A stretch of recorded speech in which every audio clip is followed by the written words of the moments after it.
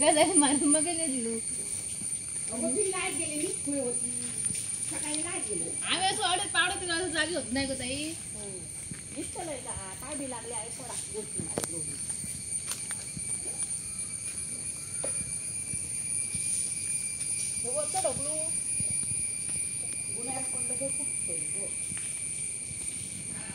तराव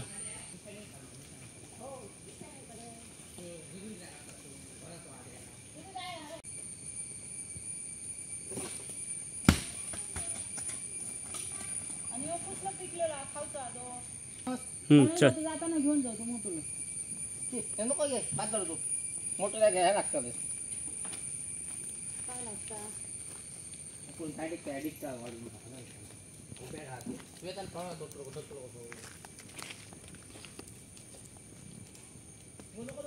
हो की I P बघ बघित झालो तो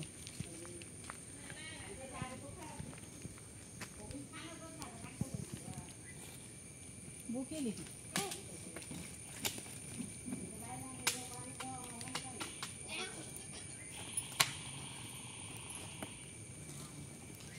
काय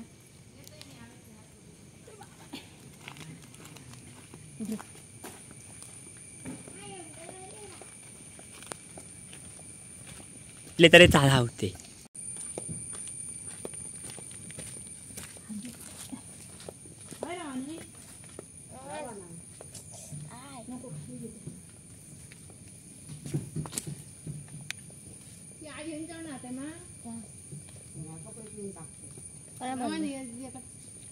नमस्कार मित्रांनो, स्वागत आहे तुमचं माझ्या यूट्यूब चॅनलवर। आणि आम्ही आता चाललो आहेत बागामध्ये नारळ वेचायला, कारण 2 दिवस झाले सतत जोरदार पाऊस पडत आहे आणि वारा पाऊस पडत असल्या कारणाने नारळ पडले असणार, तर ते आणण्यासाठी आता आम्ही चाललो आहोत। कारण 2 दिवस झाले बागामध्ये कोणीही गेलं नाही, तर आता आम्ही जाऊन नारळ वेचणार आहोत आणि काही भाज्या असतील तर त्या पण घेऊन येणार आहोत।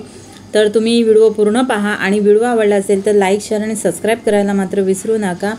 चला तर जाऊया आपण बागामध्ये।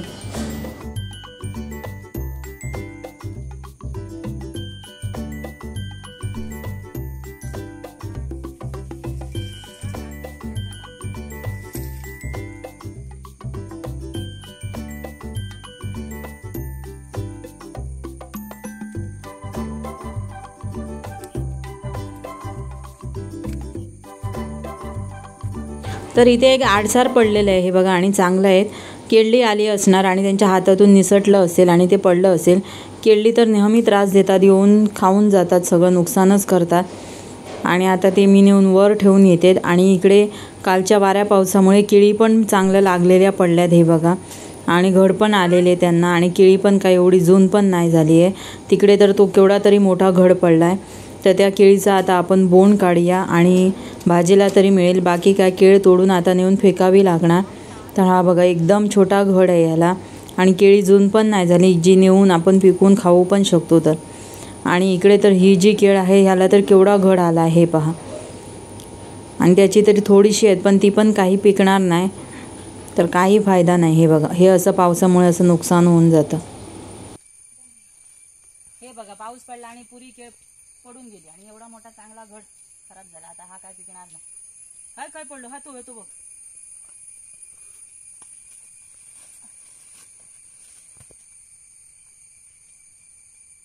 तो दाखवतो।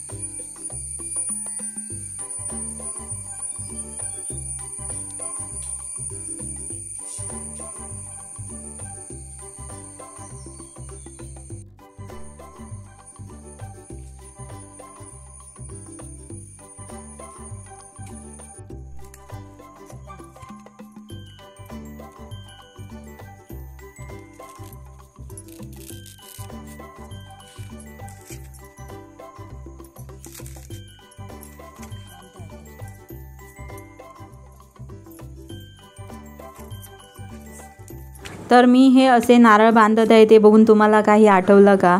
आम्ही लहानपणी बागात जेव्हा नारळ काढायला यायचो बाबांसोबत, तेव्हा बाबा पिशवीमध्ये नारळ नाही राहिलेत की हे असे 4 एकमेकांना असे 2 बांधायचेत आणि 2 एकमेकांना गुरफटायचेत आणि मग हातातून आम्ही घेऊन यायचो.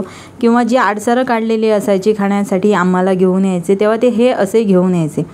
तर आमचे नारळ सगळे वेचून झालेले आहेत आणि सगळे खोपीमध्ये आता तिथे एकत्र जमा केलेत. आणि येताना एकच पिशवी आणल्या कारणामुळे नारळ थोडे ठेवून जाणार, नंतर भाऊ येऊन घेऊन जाणार आहे. तर आता आम्ही चाललो आहोत आणि गवत वाढल्यामुळे पावसामुळे नारळ पडलेला दिसत पण नाही.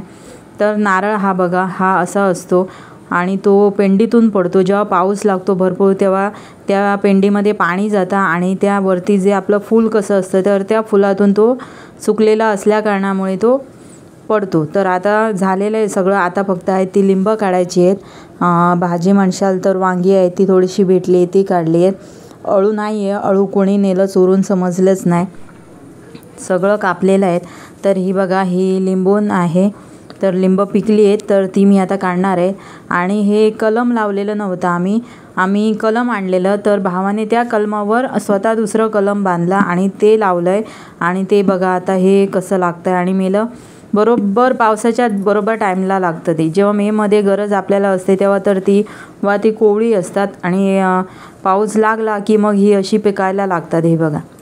आणि पावसामध्ये एवढा काही लिंबांचा वापर होत नाही. तर जी पिकी आहे ती मी सर्व काढून एका बादलीमध्ये भरते आणि ती मी घेऊन जाणार आहेत.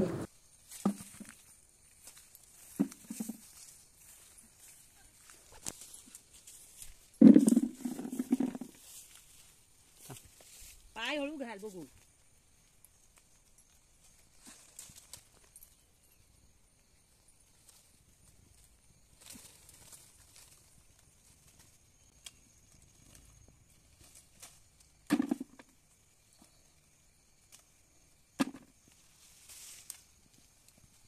पडला का खाली?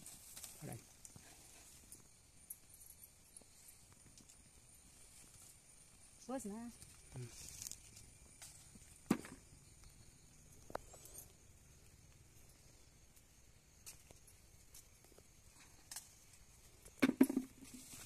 मेहनत म्हणजे काय असतं त्याचं जिथं जागतं उदाहरण म्हणजे हे बघा. आणि त्याचं काय फळ मिळतं ते. तर इकडे लाल भाजी रुजत घातली आहे, कारण लाल भाजी ही आम्हाला गणपतीच्या दुसऱ्या दिवशी लागते त्यांची मुळं. आणि ती मोठी झाल्यानंतर त्यांच्या मुळांची भाजी केली जाते. 5 प्रकारची मुळं वापरतो गणपतीच्या दुसऱ्या दिवशी आणि त्याची भाजी बनवतो. आणि इकडे अळी पण आता घातली आहे ती बघा.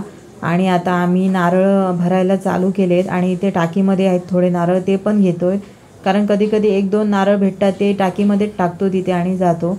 तर आता नारळ घेतो आणि आम्ही जातो. तर तुम्हाला व्हिडिओ कसा वाटला? व्हिडिओ आवडला असेल तर लाईक, शेअर आणि सबस्क्राईब करायला मात्र विसरू नका आणि कमेंट बॉक्समध्ये नक्की सांगा.